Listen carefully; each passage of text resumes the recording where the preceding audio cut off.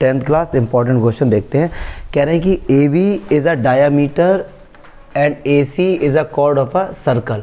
चलो देखो सर्कल की बात हो रही तो सबसे पहले क्या बना लो जी, सर्कल बना लो। कह रहे हैं कि A B is a diameter and A C is a chord. अब देखना चलो यार, ए बी डायामीटर है थोड़ा, ए क्या बात है, ओ सेंटर हो गया, बहुत खुशी की बात। चलो जी अच्छा, और कह रहे हैं ए सी एक कॉर्ड है तो भैया हमने ए सी कॉर्ड ले लिए, ठीक। ए बी डायमीटर तो पक्की बात ये सेंटर होगा। कह रहे such that B A C कितना है जी 30 degree. If the tangent at a C, C से हमने क्या किया, एक टेंजेंट ड्रॉ किया सी पॉइंट से भैया, इंटरसेक्ट ए बी, बहुत बढ़िया, एट अ डी पॉइंट। थोड़ा सा डायग्राम ऐसा बनेगा, सी पॉइंट को यहाँ पर लेना पड़ेगा तभी उसको कट करेगा, ठीक है। देख लो मतलब क्या कहना चाह रहा हूँ मैं। कॉर्ड, ये भी तो एक कॉर्ड है ना, ये भी तो एक कॉर्ड होगी भैया, ठीक है। ए सी एक कॉर्ड है। कह रहे यहाँ से टेंजेंट ड्रॉ किया, ये हमने टेंजेंट ड्रॉ किया और ए बी को आगे बढ़ाया, बड़ा मज़ा आया। तो यहाँ पे कट गया किस पॉइंट पे, डी पॉइंट पे।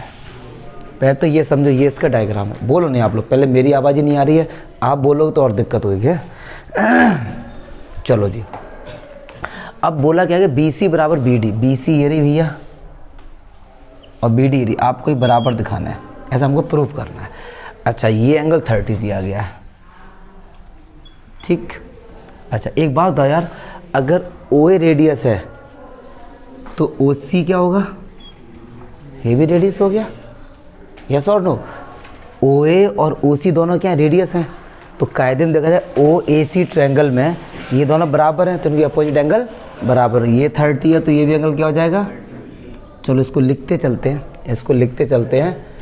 ट्रायंगल ओ ए सी में ओ ए बराबर ओ सी, कैसे पता जी, रेडियस है तो इनके अपोजिट एंगल भी बराबर होंगे। तो इसमें एंगल ए और एंगल सी कितना हो जाएगा जी 30 डिग्री, ठीक है। चलो अब यहाँ तक देखो, अब एक बात समझना, अगर मैं बोलूँ कि ए बी तो एक डायमीटर है ही और ए सी बी तो ये एंगल कितना होगा जी 90।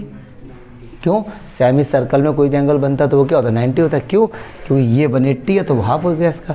तो अगर ये पूरा 90 इतना 30 तो क्या ये 60 हो गया, यस और नो।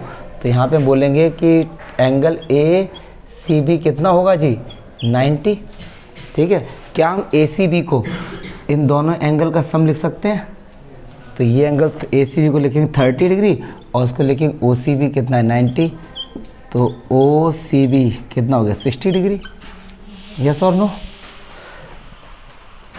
हमें नहीं लगता यहाँ तक कोई डाउट होगा। अच्छा एक चीज़ और, जब कभी सेंटर से पॉइंट ऑफ कांटेक्ट को जब हम मिलाते हैं तो एंगल कितने का बनता है 90 का।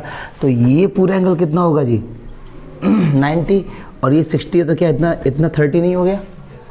देखो मतलब एक सीक्वेंस से चल रहा है क्वेश्चन, ठीक है। तो अगर मैं बात करूं कि भैया ओ सी जो है ना वो परपेंडिकुलर होगा भाई साहब सी डी पे, सही बात है, क्योंकि सेंटर से पॉइंट ऑफ कांटेक्ट मिलाते एंगल कितना का था 90 का था। सो हमारा भैया एंगल बी सी डी, तो बी सी डी हमारा कितना हो गया 90 माइनस 60 मतलब कितना हो गया 30 डिग्री। ये एंगल कितना निकल के आ गया 30। अच्छा अब देखो एक बड़ा वाला ट्रायंगल लो ए सी डी, पूरा देखो ए सी डी पूरा देखो, ये 90 ये 30, क्या बताइए समझ में पूरा। अब आप एक पूरा एक एंगल देखो ए सी डी, तो ए सी डी देखना कितना हो गया, इतना ये 90 और इतना ये 30, तो ये पूरा कितना 120 हो गया, यस और नो। तो यहाँ पे ट्रायंगल के तीनों एंगल का सम कितना होता है जी, तो एंगल ए कितना है 30, एंगल सी कितना 120, तो एंगल डी कितना हो गया 30 डिग्री, तो एंगल डी भी कितना आ गया। और किसी ट्रायंगल में अगर दो एंगल बराबर है तो उनकी पूरी साइड बराबर होती है। तो ट्रायंगल बी सी डी में एंगल सी बराबर angle D, so there opposite sides also equal there. तो यहाँ पे बी सी बराबर बी डी। ऐसे देखो बताने को ये क्वेश्चन एक मिनट के अंदर बता सकते, लेकिन लिखने की जब बात आई तो वहाँ पे टाइम लगेगा। कि आपको ये सब दिखाना पड़ेगा दीपेश, ऐसा नहीं कि तुम होशियार हो तो तुमने सोचा ला हम ऐसे ही कर देंगे, दिखाना पड़ेगा वहाँ पे, ठीक है। चलो इसे हटाओ।